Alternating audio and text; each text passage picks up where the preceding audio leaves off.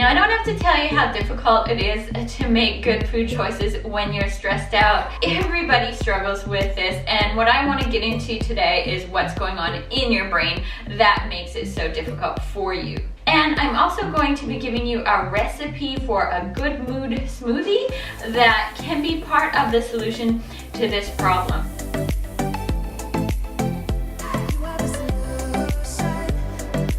Before we get into that, I'm going to be referring to stress, but I'm also talking about times of life when you feel tired, grumpy, angry, or all of those things at once. I'm also talking about times when you have PMS. So basically, I'm just using the term stress to refer to any time you just mentally don't feel good, just to make things simple. So the first thing I wanted to talk about is how the research has shown that during stressful times, people have a tendency to reach for something that they call more palatable foods. Now, it's not entirely clear what palatable means, but it seems to mean foods that are high in calories, and usually they're high in sugar and or fat. The reason that we reach for these kind of foods is they act on the reward center in our brain, and they give us an immediate mood boost, an immediate energy boost. So basically, it's just pleasurable food that makes you feel better right away. Now, you probably didn't need the research to tell you this. This makes sense. You know the types of foods that you reach for when you're stressed out, and they usually are probably high in fat and or sugar. So that palatability, that pleasurable factor, is going to be part of our solution to this problem. But the other interesting thing that I wanted to share with you that is shown in the research is how when people are in a negative mood, they have a tendency to make decisions that will benefit them immediately, and they have a hard time thinking about the future. And so when you're in a bad mood, that bad mood is more pressing and urgent to you than your idea of a future healthy self.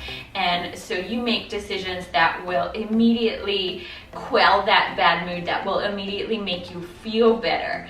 And the opposite is also true. The research shows that people who are in a positive state of mind tend to make decisions that benefit their future self. So they're better able to make food choices that serve their goals of being healthy and lean in the future. And the reason I wanted to share this with you is to help you understand that it's not just you. You don't have to feel so bad about yourself when you really struggle to make those good food choices.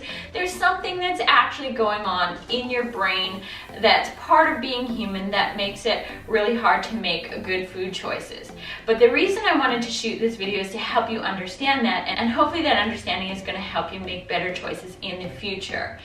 Now, I think that part of the solution to this problem would be to find something that is pleasurable, that hits that spot, that immediately makes you feel better mood-wise, but that's healthy, so you're supporting your future goals. And so what I want you to do, even if you don't use the recipe I'm going to give you in this video, is to come up with a snack or a meal that hits that pleasurability factor for you, so that when you are stressed out, you've got something you can reach for that will make you feel good mood-wise, but that's still healthy. So you're not only supporting your goal of getting rid of that bad mood, but you're supporting your future goals of being healthier and being leaner. And the other key to this is to make sure that whatever recipe you decide you're going to make, you have all the ingredients in your house easily accessible, because once that stress hits, once that grumpiness sets in, it's too late. If you don't have everything readily available, you're not going to make the right decision. So I encourage you, after you finish watching this video, to really think about what your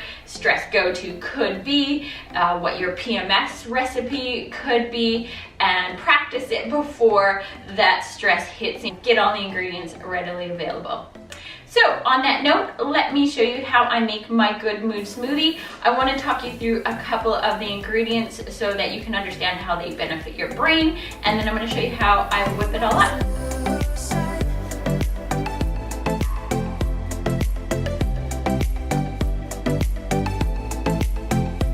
Okay. Okay, so quick run through of the ingredients. The first one I wanted to talk about is a cacao powder. Now, I don't need to tell you that chocolate is a comfort food for a lot of women. That's actually supported in the research. So that's why I wanted to make my Good Mood Smoothie chocolate, because chocolate's gonna really hit that pleasurability factor for you. Now, there's also actually other benefits to cacao powder. It actually can help improve blood flow to your brain, and it can help improve cognitive functions. And then second, I wanted to talk about hemp protein. Now, you don't need to put hemp protein in this smoothie. You can just use a chocolate protein powder. But the reason I wanted to use hemp in this smoothie, and I'm also going to be using some hemp seeds, is because hemp products are high in omega-3s, which are great for your brain and your mood, but they're also a source of GLA. I think that's gamma-linoleic acid. I should have looked that up before this video. So GLA is known to help with PMS and with mood and brain, but it's also going to help overall reduce inflammation, which is going to help us feel better. So there's lots of reasons to use hemp products in your smoothies and your recipes, and that's why I wanted to include it in this recipe. Now, hemp on its own has quite an earthy flavor, so in this recipe I use about 15 grams of hemp protein and about 15 grams of this chocolate protein. Now, you can use any protein that you like. Obviously, a chocolate one is going to help increase the chocolatiness of this smoothie, which is going to help with that pleasurability factor. And I also wanted to mention that this smoothie recipe is actually really good with this Vega protein as well. And the reason I want to mention that is because I know a lot of you who have my meal plan use this protein. So if you've got this one in your kitchen, then this one is perfectly fine. Now, I've also got some hemp seeds here. These I'm going to sprinkle on top to increase the omega-3s and the GLA in the smoothie, but also they just really increase the yumminess of it. They give it kind of a nutty texture. I think texture, for me at least, is part of the pleasurability of food, and so I like to make my smoothies crunchy. I also like to make them thick so I can eat them with a spoon.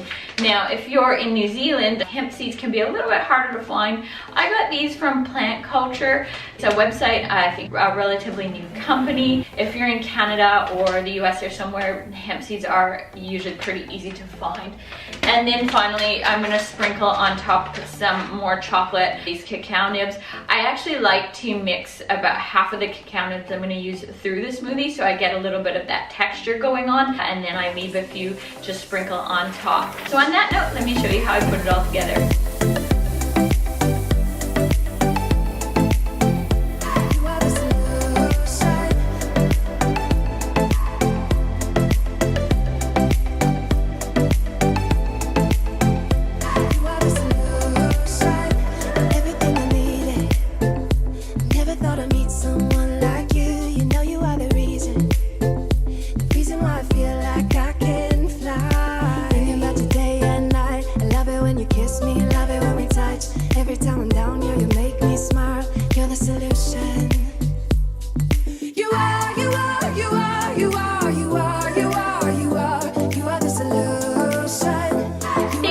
One Good Mood smoothie.